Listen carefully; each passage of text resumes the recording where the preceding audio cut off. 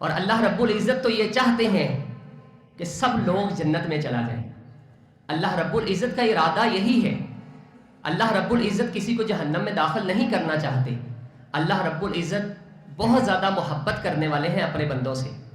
اللہ تو یہ چاہتے ہیں کہ کسی نہ کسی طرح سے بہانے ڈھونڈ کر ان کو سب کو جنت میں داخلہ عطا کیا جائے. دیکھیں رستہ ہم نے خود اختیار کرنا ہے. وہ جنت کا کر لیں یا جہنم کا کر لیں, وہ نیکی کا کر لیں یا برائی کا کر لیں. اللہ رب العزت نے انسان کے اندر دونوں طرح کی طاقت وہ رکھی ہے. فرق یہ ہے کہ اگر ایک انسان برائی کے راستے پر چلتا ہے تو اس میں اللہ کی مدد شامل حال نہیں ہوتی, لیکن اگر کوئی شخص جنت کے راستے پر چلتا ہے تو اللہ رب العزت اس کی مزید مدد کرتے ہیں, اس کو اپریشیٹ کرتے ہیں, اس کے ساتھ تعامل فرماتے ہیں. اس کا اندازہ آپ اس بات سے لگا سکتے ہیں کہ ایک شخص گناہ کا ارادہ کرتا ہے, ابھی گناہ نہیں کرتا, گناہ کا ارادہ کرتا ہے ابھی گناہ نہیں کرتا تو اس کا گناہ نہیں لکھا جاتا. ایک شخص نیکی کا ارادہ کرتا ہے, اللہ رب العزت اس کی نیکی لکھتے ہیں. پھر اگر وہ نیکی کر لے تو نیکی ایک کرے گا تو الحسنۃ بعشر امثالھا, اللہ رب العزت 10 نیکیاں عطا فرمائیں گے. یہ اشارہ ہے اس طرف کہ اے لوگوں, میں تم سب کو جنت میں داخلہ عطا کرنا چاہتا ہوں اور تم سب سے کئی ماؤں سے بڑھ کر محبت کرنا چاہتا ہوں. میں تمہیں جہنم میں داخل نہیں کرنا چاہتا. اور اللہ رب العزت تو ظلم نہیں کرتے, اللہ رب العزت تو ظلم کرنے والے نہیں ہیں. ان احسنتم احسنتم لانفسکم وان اسأتم فلھا, اگر نیکی کرو گے تو نیکی تم نے اپنے لیے کرنی ہے, اگر برا اعمال یا برے اعمال کرو گے تو اس کا نتیجہ تم خود بھگتو گے. حضرت عمر رضی اللہ تعالیٰ عنہ ارشاد فرماتے ہیں, ہم رسول اللہ صلی اللہ علیہ وسلم کے پاس تشریف فرما تھے. کچھ قیدی جو جنگ کے قیدی تھے, رسول اللہ صلی اللہ علیہ وسلم نے کسی جنگ میں سے وہ لیے, قیدی بنائے. ان قیدیوں کے اندر ایک عورت بھی شریک تھی جو کبھی دائیں بھاگتی تھی, کبھی بائیں, کبھی آگے کبھی پیچھے. جو بھی بچہ دیکھتی اس کو پکڑتی اور سینے سے لگاتی, دودھ پلانے کی کوشش کرتی. اس کا بچہ اس کے اندر گم ہو گیا تھا. تو آپ صلی اللہ علیہ وسلم نے اس عورت کی طرف اشارہ کیا کہ اے صحابہ, یہ ماں اپنے بچے کو آگ کے اندر ڈالنا پسند کرے گی؟ صحابہ نے عرض کیا, اللہ کے رسول, جو ماں بچے کے گم ہو جانے کی وجہ سے اتنی زیادہ پریشان ہے, جس کو اپنا ہوش ہی نہیں ہے, جس کو اپنی پیاس کی یا اپنی بھوک کی فکر ہی نہیں ہے, جس کو یہ فکر نہیں ہے کہ میں بھی کہتی ہوں, وہ اپنے بچے کو ہر ایک بچے میں ڈھونڈ رہی ہے, وہ ماں اپنے بچے کو بلا آگ میں کیسے ڈالنا پسند کر سکتی ہے؟ تو رسول اللہ صلی اللہ علیہ وسلم نے ارشاد فرمایا, صحابہ, اللہ تو اس ماں سے بھی کئی گنا بڑھ کے اپنے بندے سے محبت کرنے والے ہیں, وہ اپنے بندے کو آگ میں کیسے ڈال سکتے ہیں؟ راستہ انسان نے خود اختیار کرنا ہے, جنت کا راستہ یا جہنم کا راستہ, نیکی کا راستہ یا برائی کا راستہ, خوش بختی کا راستہ یا بدبختی کا راستہ. دیکھیں اس کو اس مثال سے ہم سمجھتے ہیں, ایک انسان تنہا سفر کر رہا ہے, سفر کرتے کرتے 2 راہ آ جاتا ہے, 2 راستے آ جاتے ہیں, ایک دائیں ہے, ایک بائیں ہے, ایک رائٹ ہے, ایک لیفٹ ہے. اب وہ انسان ایک راستے کی طرف دیکھتا ہے, وہ راستہ بڑا ہی آسان ہے, نشیبی راستہ ہے, جلد طے ہو جانے والا راستہ ہے, کلومیٹر کے اعتبار سے کم ہے, اس راستے پر کئی طرح کی سہولیات موجود ہیں, کئی درخت اس کے لیے سایہ فغن ہیں, ہر طرح کی نعمت اس راستے پر موجود ہے. جب دوسری طرف نظر دوڑاتا ہے تو ایک ایسا راستہ بھی اسے نظر آتا ہے جو دشوار گزار ہے, عمودن ہے, چڑھائی چڑھتی ہے, اس پر کوئی درخت نہیں ہے, نوکیلے پتھر جگہ جگہ پر پڑے ہوئے ہیں, سخت دھوپ والا راستہ ہے, دشوار گزار پہاڑیوں والا راستہ ہے. لیکن دونوں راستوں پر, پہلے راستے پر لکھا ہوتا ہے یہ راستہ ہے تو آسان ہے, یہ راستہ ہے تو آسان ہے, اس میں ساری رنگینیاں, ساری آسانیاں, ساری آسائشیں, ساری نعمتیں تو موجود ہیں, لیکن اس راستے میں موت یقینی ہے, یہ منزل کو نہیں جاتا. جب دوسرے راستے کی طرف نظر دوڑاتا ہے تو اس پر حکومت کی طرف سے ایک تختیہ آویزہ ہے جس پر لکھا ہوتا ہے, اے مسافر, اے منزل کے راہی, اگر منزل کو پہنچنا چاہتا ہے تو راستے کی دشواریوں کو نہ دیکھ, راستے کی پریشانیوں کو نہ دیکھ, یہ نہ دیکھ کہ اس پر نکیلے پتھر ہیں, ये ना देख कि ये रास्ता उमूदन चढ़ाई चढ़ता है, इस पर मुझे पानी नहीं मिलेगा, इस पर मुझे साया नहीं मिलेगा, यही रास्ता तुम्हें मंजिल तक पहुंचाने वाला है, यही रास्ता बड़े शहर को जाता है। देखिए इंसान की फितरत में तो यही है, इंसान आसानी के रास्ते को अपनाएगा। इंसान कहेगा कि आसानी वाला रास्ता लेते हैं, वहां पानी भी है, दरख्त भी है, तरह तरह की नेमतें भी हैं, रास्ता भी आसान है। इंसान फितरत के एतबार से उसी रास्ते को इख्तियार करने की कोशिश करेगा, लेकिन अकल, ज़मीर वो इंसान को हिलाएगा। कहेगा इंसान आर्जी आसाइशों, आर्जी नेमतों के पीछे लग के तुम्हारी मौत यकीनी है। नेमतें तो मिल जाएंगी चंद लम्हों की, रास्ता तो चंद लम्हों का जल्द और आसान तय हो जाएगा, लेकिन मौत यकीनी है और मंजिल तक भी नहीं पहुंच पाओगे। लेकिन उसकी बनिस्बत वो रास्ता जिस रास्ते में तंगियां जरूर हैं, परेशानियां जरूर हैं, कुछ आजमाइशें जरूर हैं, कुछ परेशानी होगी, कुछ दिक्कत होगी, साया नहीं होगा, पानी नहीं मिलेगा, चढ़ाई चढ़ने में मुश्किल होगी, लेकिन यकीनी बात है यही रास्ता कामयाबी की तरफ जाने वाला है। इनमें से एक रास्ता जन्नत का है और एक जहन्नम का है। एक रास्ता जन्नत का है और जहन्नम का है। कौन सा रास्ता जन्नत का है और कौन सा जहन्नम का है? वो रास्ता जिसमें दुश्वारियां हैं, वो रास्ता जिसमें चंद वक्ती आजमाइशें हैं, वो रास्ता जिसमें कुछ परेशानियां हो सकती हैं, वो रास्ता जिसमें आसाइशें थोड़ी सी कम है, वो रास्ता जन्नत का रास्ता है। वो रास्ता जन्नत का रास्ता है। चूंकि रसूलुल्लाह सल्लल्लाहु अलैहि वसल्लम ने इरशाद फरमाया, हुजिबतिन नारु बिश्शहवात, जहन्नम जो है वो शहवानी कामों के साथ घेर ली गई है। जहन्नम के इर्द गिर्द ऐसे कामों की बाड़ लगा दी गई है जो इंसानी नफ्स को पसंद है, जिसको इंसान फितरी तौर पर पसंद करता है, आराम को पसंद करता है, नफसानी हुस्न को पसंद करता है, आराम से हराम का पैसा आ जाना इंसान को वो कबूल है। तो ये जहन्नम का रास्ता है। और एक रास्ता ऐसा है कि जिस पे वक्ती तौर पर कुछ परेशानी है, जिसमें नींद कुर्बान करना पड़ेगी, भूख प्यास बर्दाश्त करना पड़ेगी, लंबे सफर करना पड़ेंगे, थोड़ी सी आजमाइशें वो बर्दाश्त करनी पड़ेंगी, लोगों की चंद कड़वी बातें वो बर्दाश्त करना पड़ेगी। ये जन्नत है। जन्नत को मुश्किल कामों के साथ घेर दिया गया है। इसको आप दूसरी हदीस से अगर वजाहत लें तो रसूलुल्लाह सल्लल्लाहु अलैहि वसल्लम ने इरशाद फरमाया कि अल्लाह ताला ने जब जन्नत और जहन्नम को बनाया ना, तो जिब्रील अमीन अलैहिस्सलाम को कहा, जाओ जाके जहन्नम को चेक करके आओ कि जहन्नम कैसी है, मैंने जहन्नम के काम कौन से बनाए हैं। जिब्रील आलमीन जाते हैं और जाके जब जहन्नम को देखते हैं तो कहते हैं वलायादु बिल्लाह, ऐ अल्लाह आपकी पनाह, जहन्नम इतनी खतरनाक है, कोई भी इंसानों में से जो जहन्नम के अजाब के बारे में सुनेगा ना, वो जरूर तेरी पनाह मांगेगा और जहन्नम से बचने के काम करेगा। अल्लाह रब्बुल इज़्ज़त ने कहा, जिब्रील अमीन दोबारा जाके जहन्नम के इर्द गिर्द देख के आओ, जहन्नम के इर्द गिर्द काम कौन से हैं। जिब्रील अमीन दोबारा जाते हैं और जाके जहन्नम का इर्द गिर्द से नजारा करते हैं, देखते हैं, और जहन्नम के इर्द गिर्द हर आसान काम, हर आसाइश, हर नेमत, हर चीज जो इंसानी नफ्स को पसंद है वो मौजूद है। अल्लाह रब्बुल इज़्ज़त के पास आते हैं, आके कहते हैं, ऐ अल्लाह जहन्नम तो बहुत सख्त है, अजाब तो बहुत सख्त है, लेकिन जहन्नम के इर्द गिर्द जो काम है ना, उनसे कोई कोई बच सकेगा, उनसे कोई कोई बच सकेगा। बहुत ही इंसानी फितरत को पसंदीदा वो काम है।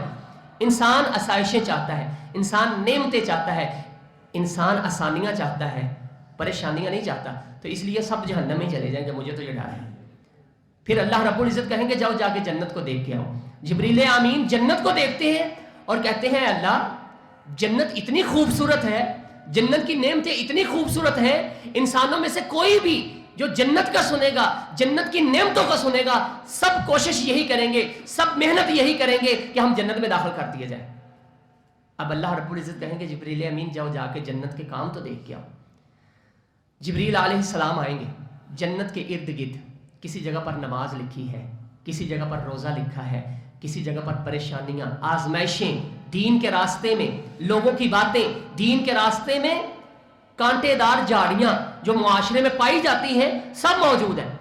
जिब्रील आमीन अल्लाह रब्बुल इज़्ज़त के पास आते हैं, आके कहते हैं, अल्लाह जन्नत बहुत खूबसूरत है, जन्नत की नेमतें बहुत आलीशान हैं, लेकिन जन्नत में जाने वाले काम ज़रा मुश्किल है, जन्नत में जाने वाले काम ذرا مشکل ہے، بہت سخت کام ہے، چند لوگ ہی ہیں جو یہ کام کر پائیں. حجبت النار بالشہوات، جہنم کو انسانی فطرت کی پسندیدہ چیزوں کے ساتھ ڈھانپ دیا گیا ہے انسان کی آزمائش کے لیے. وحجبت الجنت بالمکارہ، اور جنت کو اللہ رب العزت نے ذرا تھوڑے سے مشکل کاموں کے ساتھ ڈھانپ دیا گیا. اس کو ہم اگر سمجھیں تو ان الفاظ سے سمجھ سکتے ہیں کہ نیکی ظاہری طور پر ذرا مشکل لگتی ہے، برائی ظاہری طور پر حتیٰ کہ انسان برائی کا سوچتا ہی ہے تو انسان کو مزہ آتا ہے اور لذت محسوس ہوتی ہے. نیکی سوچنے سے تھوڑی سی انسان کو مشکل آتی ہے، اور جب انسان نیکی کے لیے چلتا ہے تو تھوڑی سی مشکل پیش آتی ہے. اس کی مثال یوں ہے کہ ایک شخص زہر کی بنی ہوئی گولی جو ہے، زہر کی بنی ہوئی گولی ہوتی ہے، اس کے اوپر چینی یا شہد یا کسی میٹھی چیز کی تہ چڑھا دی جائے تو انسان وقتی طور پر منہ میں رکھے گا تو فوراً منہ میٹھا ہو جائے گا، فوراً منہ میٹھا ہو جائے گا. یہ برائی ہے. یہ کیا ہے؟ یہ برائی ہے. ظاہری طور پر دیکھنے سے انسان کو لگے گا کہ یہ تو بڑی لذت والی ہے، اس میں تو کشش بہت زیادہ ہے، یہ تو بہت اچھی ہے، یہ میرے لیے آسانی سے میسر ہے، لیکن فوراً اسے لینے کی کوشش کرے گا. حالانکہ وہ زہر کی بنی ہوئی ایک گولی ہوگی، وہ منہ کے اندر میٹھی لگے گی، جیسے ہی انسان اس کو حلق سے نیچے نگلے گا تو وہ زہر ہوگی، انسان کو تباہ و برباد کر کے رکھ دے گی. یہ برائی ہے. برائی انسان وقتی طور پر دیکھتا ہی ہے یا سوچتا ہی ہے تو انسان کو لذت محسوس ہونی شروع ہو جاتی ہے، انسان کو کشش محسوس ہوتی ہے. حالانکہ نیکی جو ہے اس کی مثال مالٹا، کیلا، کوئی بھی پھل آپ لے لیں، ان کا چھلکا کڑوا ہوتا ہے، اتارنے میں ذرا تھوڑی سی دقت ہوتی ہے، پریشانی ہوتی ہے، لیکن جب انسان اس کو اتار لیتا ہے، منہ میں رکھتا ہے، منہ میں میٹھا ہو جاتا ہے، اور جب حلق سے نیچے نگلتا ہے تو اس سے اس کے جسم کی نشوونما بھی ہوتی ہے، نقصان نہیں ہوتا. یہ انسان کی نیکی ہے. انسان بستر سے اٹھتا ہے نا جی، تھوڑی سی پریشانی ہوتی ہے، شیطان کو بچھاڑنا پڑتا ہے، تھوڑی سی دقت ہوتی ہے، انسان ٹھنڈے پانی کے ساتھ وضو کرتا ہے، انسان چل کے تھوڑا سا سفر کر کے آتا ہے، نیند کو قربان کرتا ہے، تھوڑی سی پریشانی ہوتی ہے، وقت انسان نکالتا ہے، اپنی دکان کاروبار کو بند کرتا ہے، تھوڑی سی دقت ہوتی ہے. لیکن جب ایک انسان یہ کر گزرتا ہے تو اس کے بعد اللہ کی رحمتیں اور نیکیاں ہی نیکیاں ہوتی ہیں. یہ جنت کا راستہ ہے. یہ جو نیکی کا راستہ ہے نا، یہ جنت کا راستہ ہے. یہ جو برائی کا راستہ ہے، یہ جہنم کا راستہ ہے. فَأَمَّا الَّذِينَ شَاقُوا فَفِي النَّارِ لَهُمْ فِيهَا زَفِيرٌ وَشَهِيقٌ خَالِدِينَ فِيهَا مَا دَامَتِ السَّمَاوَاتُ وَالْأَرْضُ. وہ بدبخت لوگ جو اللہ کی نافرمانیاں کرنے والے ہیں، وہ جہنم میں داخل کیے جائیں گے، اور ان کے لیے وہاں رونا، پیٹنا اور چیخنا چلانا ہوگا. اس کی نسبت وَأَمَّا الَّذِينَ سُعِدُوا فَفِي الْجَنَّةِ خَالِدِينَ فِيهَا. خوش بخت لوگ، نیکی کا راستہ اپنانے والے لوگ، نیکیوں کے راستوں پر چلنے والے لوگ، خیرات والے لوگ، خیر والے لوگ، بھلائی والے جو لوگ ہیں، وہ جنت میں داخل کیے جائیں گے اور ہمیشہ ہمیشہ جنت میں رہیں گے. نیکی کرنے کی جو پریشانی ہے نا جی، یہ دقت ہے، وہ تھوڑی دیر رہتی ہے، پتہ نہیں چلتا، لیکن نامہ اعمال میں نیکیاں لکھی جاتی ہیں. وہ کبھی اللہ نہیں بولتے، کبھی فرشتے لکھنا نہیں بولتے. اس کی مثال یوں سمجھیے، پہلا روزہ الحمدللہ ہم نے رکھا تھا. آپ میں سے یا مجھے یاد ہے کہ پہلے روزے والے دن ہمیں کتنی بھوک پیاس لگی تھی؟ نہیں یاد. حتیٰ کہ ہمیں کل کی بھوک پیاس یاد نہیں ہے. کل کی بھوک پیاس یاد نہیں ہے کہ مجھے پہلے روزے والے دن کتنی دقت ہوئی تھی. ہم نے چند منٹ پہلے وضو کیا ہے، وضو کرتے وقت ٹھنڈے پانی کا تھوڑا سا محسوس ہوا ہے کہ ٹھنڈا پانی ہے، محسوس ہوا ہے. اب وہ تکلیف کہاں ہے؟ کچھ نہیں ہے، تکلیف نہیں ہے. ہمیں نہیں یاد کہ ہمیں تکلیف ہوئی تھی. مجھے نہیں یاد کہ پہلے روزے والے دن مجھے بھوک پیاس نے ستایا تھا، مجھے روزہ لگا تھا یا مجھے روزہ محسوس ہوا تھا. نیکی کرتے وقت جو دقت محسوس ہوئی تھی، جو تھوڑی سی پریشانی ہوئی تھی، وہ ختم ہو گئی ہے. لیکن نامہ اعمال میں نیکی تو آج بھی لکھی ہوئی ہے. نامہ اعمال میں نیکی لکھی ہوئی ہے. کسی نے کوئی برا کام کیا ہو، اللہ ہمیں محفوظ فرمائے، کسی نے کوئی برا کام کیا ہو، کل پرسوں چوتھ، پہلے روزے، دوسرے روزے یا رمضان سے پہلے، وہ برے کام کی لذت کہاں ہے؟ وہ برے کام کی لذت کہاں ہے؟ ختم ہوگی، وقتی ہے، عارضی ہے، تھوڑی ہے، ختم ہو جانے والی ہے. اس برائی کی لذت ختم ہو گئی ہے لیکن نامہ اعمال میں گناہ تو لکھا ہوا ہے کہ نہیں؟ یہ فرق ہے دائمی اور عارضی لذتوں کا. نیکی کی تکلیف ختم ہو جاتی ہے لیکن نامہ اعمال میں اجر و ثواب لکھا جاتا ہے اور وہ ہمیشہ رہتا ہے. کل قیامت والے دن انسان کے سامنے وہ پیش کیا جائے گا. برائی کی لذت ختم ہو جاتی ہے، برائی کی لذت ختم ہو جاتی ہے لیکن نامہ اعمال میں برائی تو لکھی ہوئی موجود ہے. تو لہٰذا جنت کے راستے پر چلنا چاہیے، نیکی کے راستے پر چلنا چاہیے. یہ عارضی تکلیفیں، عارضی آزمائشیں، عارضی پریشانیوں سے پریشان ہو کر اپنے آپ کو دین سے نہیں روکنا چاہیے، بلکہ بڑھ چڑھ کر نیکی کا کام کرنا چاہیے اور اللہ کو راضی کرنا چاہیے. کیونکہ دنیا و ما فیہا میں سب سے اعلیٰ و عرفہ، سب سے بہترین کوئی چیز اگر ہے تو وہ اللہ کی رضا ہے، اللہ کو راضی کرنا ہے. اور جس سے اللہ راضی ہو گیا اس کے لیے جنت تو پکی ہے، اس میں تو کوئی شک ہی باقی نہیں رہتا. وَرِضْوَانٌ مِّنَ اللَّهِ أَكْبَرُ ذَلِكَ هُوَ الْفَوْزُ الْعَظِيمُ. اللہ رب العزت کی رضا تو سب سے بڑی ہے. ہم سب نے اللہ کو راضی کرنا ہے اور اللہ کو راضی کرتے ہوئے اگر وقتی پریشانیاں، آزمائشیں، تھوڑے سے دکھ تکلیف پہنچتے ہیں تو ان کو خندہ پیشانی کے ساتھ برداشت کریں. آج ہم پریشانیوں کو برداشت کریں گے، کل قیامت والے دن اللہ رب العزت ہماری پریشانیوں کو دور فرمائیں گے. تو لہٰذا اللہ رب العزت کو راضی کرنے کی کوشش کرنی چاہیے. صحابہ کرام رضوان اللہ علیہم اجمعین صبح و شام یہی کوشش اور محنت کرتے رہتے تھے کہ کسی طرح سے ہمارا اللہ، ہمارا رب ہم سے راضی ہو جائے. تراہم رکعا سجدا یبتغون فضلا من اللہ ورضوانا. آپ دیکھیں گے صحابہ کرام رکوع کر رہے تھے، سجدے کر رہے تھے، کس لیے؟ اللہ کو راضی کرنے کے لیے. اللہ کو راضی کرنے کے لیے. رسول اللہ صلی اللہ علیہ وسلم نے ارشاد فرمایا جہنمی جہنم میں چلے جائیں گے، جنتی جنت میں چلے جائیں گے. اللہ رب العزت جنتیوں پر مطلع ہوں گے، اللہ رب العزت ان کو اپنا دیدار کروائیں گے اور پھر پتہ کیا فرمائیں گے؟ اے جنت والوں، کوئی نعمت چاہیے، کوئی سی اور چیز کی ضرورت ہو. جنتی کہیں گے اے اللہ یہ کیسا سوال ہے، یہ تو عجیب سوال ہے. اب جنت کے اندر کسی اور نعمت کی ضرورت کیسے پڑ سکتی ہے؟ بھلا جنت کے اندر کوئی نعمت کی کمی ہے؟ جنت کے اندر تو ہر وہ چیز موجود ہے جس کا ہم سوچتے ہیں، جو ہم چاہتے ہیں وہی تو نے ہمیں عطا کر رکھا ہے. جنت کے اندر تو اور کوئی نعمت ہی نہیں ہے. تو اللہ رب العزت ارشاد فرمائیں گے ایک اور بھی نعمت ہے، ایک اور بھی نعمت موجود ہے. وہ نعمت کون سی ہے؟ اللہ رب العزت ارشاد فرمائیں گے اے جنتیوں خوش ہو جاؤ، آج کے بعد میں آپ سے ناراض نہیں ہوں گا، ہمیشہ خوشی رہوں گا، ہمیشہ خوشی رہوں گا. لہٰذا اللہ رب العزت کو راضی کرنے والے اعمال جو ہیں وہ سر انجام دینے چاہیے. اللہ رب العزت کو راضی کرنے کے لیے صبح و شام اللہ رب العزت کے اذکار کرنے چاہیے، صبح و شام اللہ رب العزت کے گھروں کے چکر لگانے چاہیے. رسول اللہ صلی اللہ علیہ وسلم کا بھی یہی طریقہ کار تھا. صحابہ کرام رضوان اللہ علیہ مجمعین بھی اسی اعمال کی بدولت دنیا میں چلتے پھرتے اللہ رب العزت کی طرف سے آقا دو جہاں حضرت محمد رسول اللہ صلی اللہ علیہ وسلم نے زبان مبارک سے ان کے لیے جنت کے اعلانات فرمائے.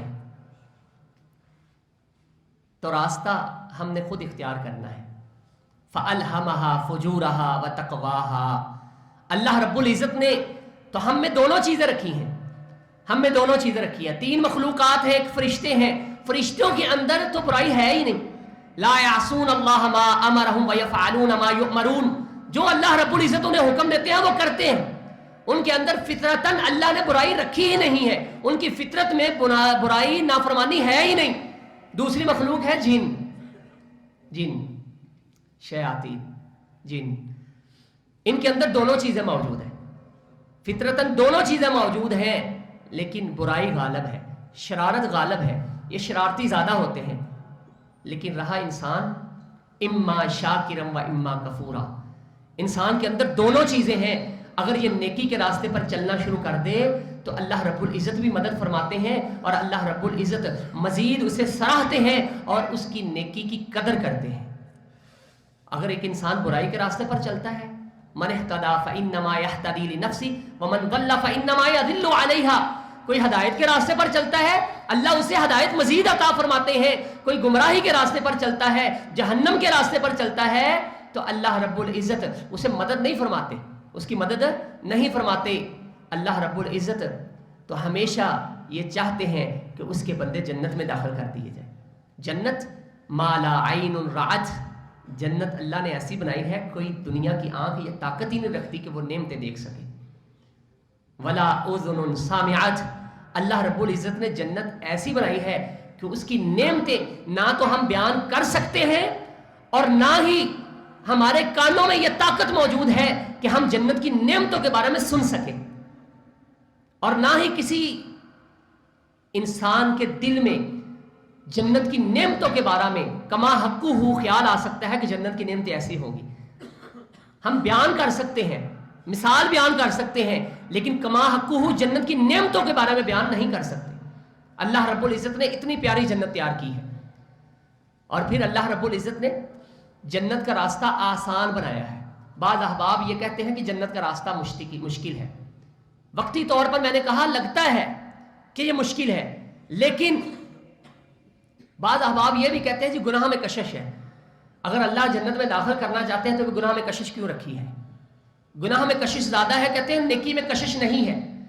حالانکہ یہ بات غلط ہے۔ دیکھا جائے تو نیکی میں کشش گناہ سے 1000 گنا بلکہ ایسے ہے جیسے ایک چراغ اور سورج کا مقابلہ کیا جائے۔ ہمیں کشش محسوس کیوں نہیں ہوتی؟ ہمیں برائی میں کشش محسوس کیوں ہوتی ہے؟ چونکہ برائی کے اندر کشش ظاہری ہے اور وقتی ہے اور فوری مل جانے والی ہے۔ نیکی کے اندر کشش اس کے اندر پوشیدہ ہے اور تھوڑی سی دقت کے بعد حاصل ہوتی ہے۔ اللہ رب العزت نے اس کا تذکرہ قرآن میں کیا ہے، وَلَمَّا يَدْخُلِ الْإِيمَانُ فِي قُلُوبِكُمْ، جب ایمان دلوں میں داخل ہو جاتا ہے پھر یہ پریشانیاں، پھر آزمائشیں، پھر دکھ مصیبتیں یہ نہیں دیکھے جاتے، پھر آزمائشیں نہیں دیکھی جاتی۔ وَلَمَّا يَدْخُلِ الْإِيمَانُ فِي قُلُوبِكُمْ، آپ صحابہ کرام رضوان اللہ علیہم اجمعین، انبیاء علیہم السلام کی مثالیں آپ کے سامنے ہیں۔ کون سی ایسی چیزیں تھیں جب وہ کلمہ پڑھ لیتے تھے تو اپنا جسم وہ گرم کوئلوں پر لٹانا برداشت کر لیتے تھے، کلمہ حق نہیں چھوڑتے تھے، جلا وطن ہونا برداشت کر لیتے تھے، بیوی اور بچوں کی محبت سے سبق دوش ہو جاتے تھے، بیوی اور بچے کو اپنے آپ سے جدا کر لیتے تھے، اپنی جانیں ہتھیلیوں پر رکھ کر میدان جنگ میں رسول اللہ صلی اللہ علیہ وسلم کے شانہ بشانہ کھڑے ہو جاتے تھے۔ وہ کون سی کشش تھی جو انہیں حاصل تھی؟ وہ کشش یہ تھی کہ ان کے دلوں میں ایمان پوست ہو چکا تھا۔ آج ابھی ہمارے دلوں میں صحیح طرح سے ایمان پہنچا نہیں ہے، اس لیے ہمیں لگتا ہے کہ برائی میں کشش ہے اور نیکی میں کشش نہیں ہے، حالانکہ نیکی میں کشش موجود ہے۔ اصل کشش ہے ہی نیکی میں۔ ایک انسان نیکی کرتا ہے، مثال کے طور پر کسی بھی محتاج کی مدد کریں، اس کے ہاتھ 10 روپے رکھیں، خوشی محسوس ہوگی کہ نہیں ہوگی؟ کسی مہینے کو سڑک کراس کروائیں نا، کسی کی پوشیدہ طور پر اندھیرے میں اس کی مدد کریں نا، روحانی طور پر آپ کو سکون خوشی محسوس ہوگی۔ یہی نیکی کی لذت ہے اور یہی نیکی کی کشش ہے۔ جب تک آپ کرتے نہیں ہیں، جب تک آپ ایمان کے ساتھ اچھی نیت کے ساتھ اس کو کرتے نہیں ہیں، تب تک اس کی لذت کیسے محسوس ہوگی؟ تو برائی انسان سوچتا ہے تو برائی کی لذت آنا شروع ہو جاتی ہے۔ تو انسان کہتا ہے جی برائی میں لذت ہے، نیکی میں لذت نہیں ہے، حالانکہ اصل لذت وہ نیکی میں موجود ہے۔ حضرت خبیب رضی اللہ تعالیٰ عنہ، مکہ والوں نے ان کو شہید کر دیا تھا۔ شہید کرنے سے پہلے انہوں نے کس چیز کی اجازت مانگی تھی؟ 2 رکعت نماز پڑھنے کی۔ کیا 2 رکعت نماز پڑھنے کی؟ اب اس حالت میں ہم جیسا ہو تو کہیں یار نماز، اپنی جان بچائیں، اپنی جان بچائیں۔ نماز میں کون سا فائدہ ہے؟ عمومی طور پر یہ سوچا جائے گا یار انہوں نے مجھے کر تو دینا ہے، مطلب کر دے، اب کیا کرنا ہے۔ لیکن حضرت خبیب رضی اللہ تعالیٰ یہ نیکی کی لذت تھی۔ کہتے ہیں مجھے 2 رکعت نماز پڑھنے دیں، پھر جو کرنا ہے کر لینا۔ 2 رکعت نماز اللہ کے حضور پیش کی، یہ ہے نیکی کی لذت، یہ ہے نیکی کی کشش جو صحابہ کرام کو تھی۔